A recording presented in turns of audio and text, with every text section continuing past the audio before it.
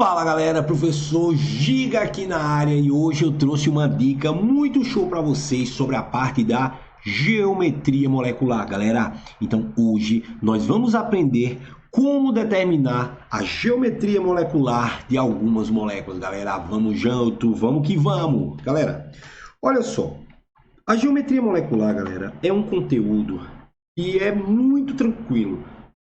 Parece difícil porque o aluno ele vê você mexendo com elétrons, você desenhando estrutura de moléculas, mas você vai ver que a geometria é um assunto que ele é bem tranquilo e ele cai muito no Enem, essa parte de ligações, geometria, polaridade e forças intermoleculares, beleza? Vamos entender basicamente como é que funciona. Galera, olha só. A geometria molecular ela descreve como núcleos dos átomos eles estão posicionados uns em relação aos outros em uma certa molécula. Como assim, professor? Eu estou colocando para vocês algumas geometrias. Eu coloquei para você, na verdade, algumas moléculas. Nós temos aqui a molécula do ácido clorídrico, nós temos aqui a molécula da água e nós temos aqui ainda a molécula do gás metano, galera. Então, eu estou adicionando para vocês aqui três estruturas. Então, de repente, você pega a tua molécula, o que é que você vai fazer? Primeira coisa, pegou a molécula, você vai contar. Então, aqui eu tenho um hidrogênio e eu tenho um cloro, ou seja, ao todo eu tenho dois átomos. Então, galera, a primeira coisa que você vai fazer é contar o número de átomos que cada molécula ela vai possuir. Quando você pega a molécula da água aqui, na molécula da água você tem um oxigênio e dois hidrogênios. Ao todo você tem três átomos. E quando você pega a molécula do metano, você tem um carbono e quatro hidrogênios. Ou seja, eu estou diante de 5 átomos. Perfeito? A primeira coisa que você vai fazer é justamente isso, porque você vai ver que isso vai ser a chave para você poder responder qualquer que seja a questão referente a essa parte da geometria molecular. Aí vamos lá. A geometria molecular, galera, ela está associada ao que nós chamamos de teoria da repulsão dos pares de elétrons da camada de valência. O que é isso? Galera, naturalmente, as nuvens eletrônicas... Professor, o que são nuvens eletrônicas? As ligações químicas, que podem ser simples, dupla ou tripla. Isso caracteriza nuvens eletrônicas, nesse caso eu tenho 3 nuvens eletrônicas, ou os pares de elétrons livres. Isso também caracteriza uma nuvem eletrônica. Então, naturalmente, essas nuvens eletrônicas, como eu já estou dizendo, nuvem eletrônicas, nuvem de elétrons, por si só, pelo fato de eu estar diante de cargas negativas, vai gerar uma certa repulsão caso elas estejam próximas umas das outras, certo? Então pensa comigo o seguinte, olha só. Eu tenho aqui 2 balões, eu amarrei o balão. Aqui é uma nuvem eletrônica e aqui é outra. Galera, eles estão amarrados, presos por esse que nós chamamos de átomo central. Aqui seria o nosso átomo central. O que é o átomo central? É aquele átomo que vai estar no meio. E as nuvens são os meus ligantes. Então, galera, quando você amarra uma bola de 2 bolinhas de flecha, bolinha de assopro, o que vai acontecer? Se você solta essa bola no chão aqui, essas duas, ela naturalmente ela vai se reorganizar dessa forma. Então é assim que essas bolinhas elas vão estar naturalmente no espaço, certo? Quando eu amarro 3, onde aqui eu tenho o átomo central e 3 ligantes também, naturalmente ela vai ficar com esse formato.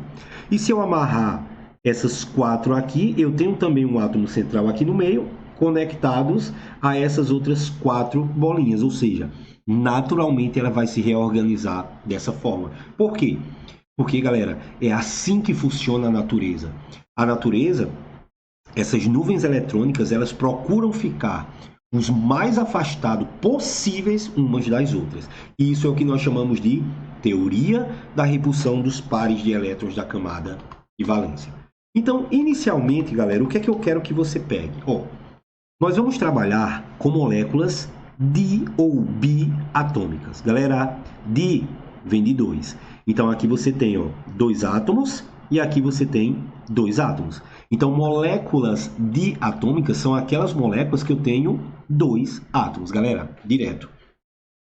sempre que você estiver diante de uma molécula e essa molécula ela tiver apenas 2 átomos, eu sempre estarei diante de uma geometria do tipo linear.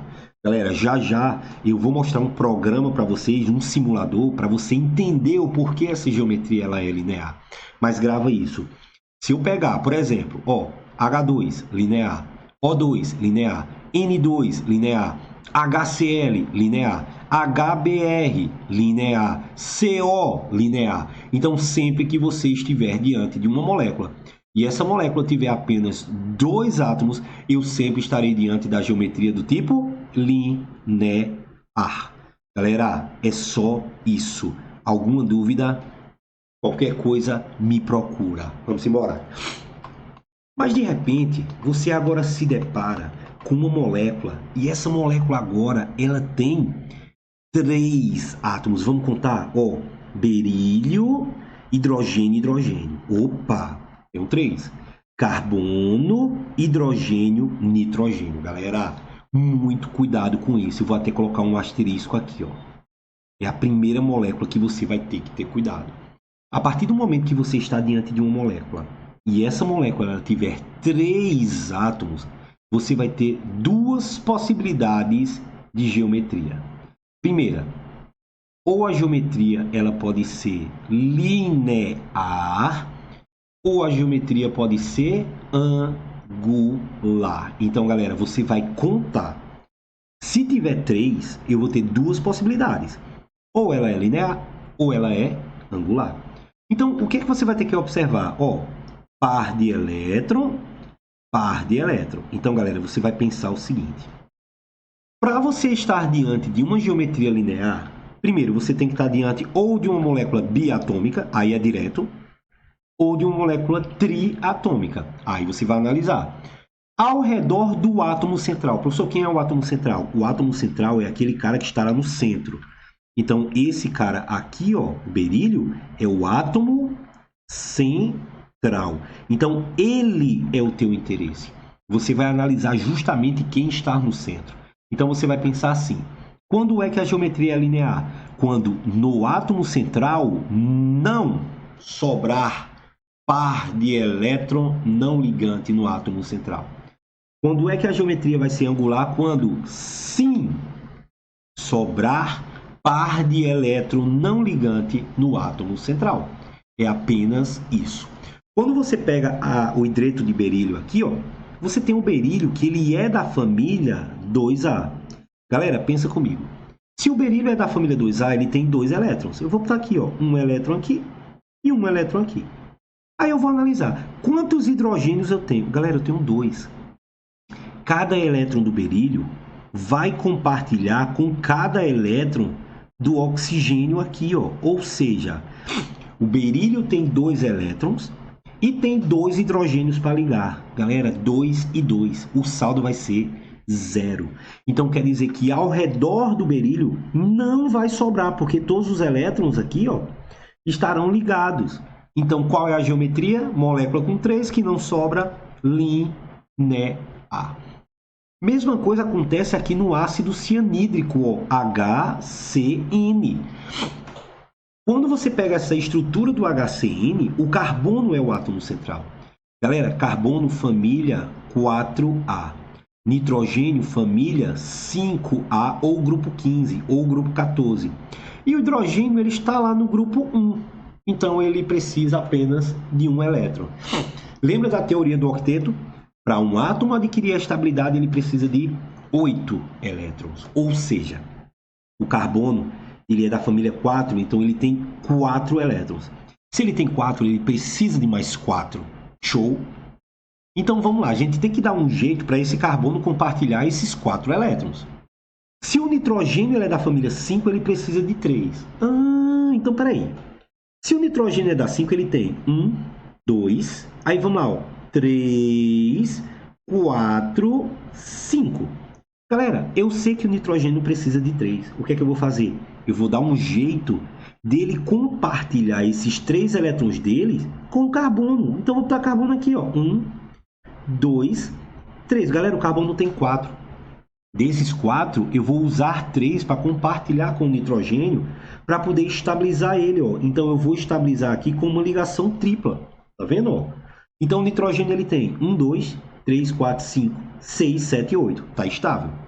E o carbono? Cara, o carbono eu já compartilhei 3. E ele ainda falta 1. Ó, e eu tenho ali, coincidentemente, um hidrogênio que precisa de um elétron. Eu venho aqui e compartilho também, ó.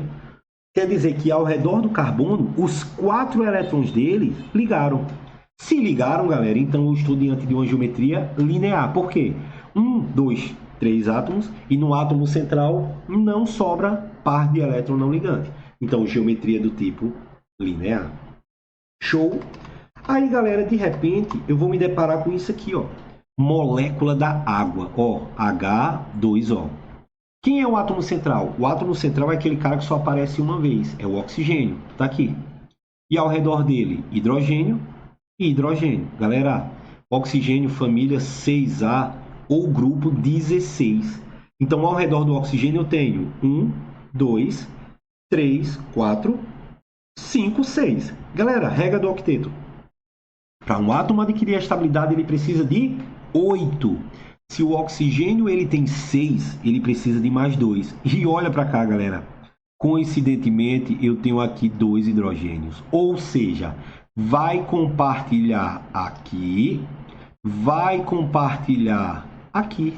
Galera, olha para o oxigênio. Sobrou esse carinha aqui, sobrou esse carinha aqui. Ou seja, 1, 2, 3 átomos e sobra elétrons ao redor do átomo central. Geometria do tipo angular. Show! Galera, aí olha agora o que eu vou mostrar para vocês. Ó. Se liga. Nós temos a possibilidade também de ver isso aqui num simulador. Ó, que coisa fofa. Eu estou diante aqui de uma molécula, de um átomo. Só que agora eu vou adicionar outro. Pronto, adicionei. Galera, se eu traçar aqui um certo plano de simetria, eu estou diante de uma linha. Se eu jogar para a diagonal, continua tendo uma linha. Para cima, linha, linha, linha, linha, linha. Tudo que eu fizer aqui, eu estarei diante de uma linha. Ou seja, molécula 1, 2, biatômica, geometria linear. Só que agora eu vou adicionar mais outro. Ó. Agora eu estou diante de 1, 2, 3 átomos. Lembra? 3 átomos, 2 possibilidades de geometria. Ou é linear, ou é angular. Galera, tá vendo aqui que não sobra par de elétron não ligante no átomo central? Aí você diz assim, professor, como é que eu vou saber? Olha aqui, ó, adicionei. Par solitário. Tá vendo que alterou a estrutura? Vou tirar. Tirei. Galera, se você tem 3 átomos e ao redor do átomo central não sobra geometria do tipo linear. Olha para cá. Agora eu vou adicionar. A partir do momento que eu adiciono um par solitário, já mudou, ó. Esse par solitário empurra esse ligante para baixo e esse outro também. Então eu deixo de estar diante de uma geometria linear e eu passo a estar diante agora de uma geometria do tipo angular. Galera, então basicamente a geometria molecular para 2 e 3 átomos é só isso, galera. Espero que você tenha entendido. Essa parte de geometria, forças intermoleculares e polaridade eu vou dividir em algumas aulas. Essa é a nossa primeira aula. Show? Então aguarda que eu vou mandar o mais rápido possível o restante das próximas aulas. Beleza, galera? Então tamo junto. Espero que você tenha entendido. Qualquer dúvida, me procura. E tamo junto, galera. Valeu, povo lindo. É isso. Show!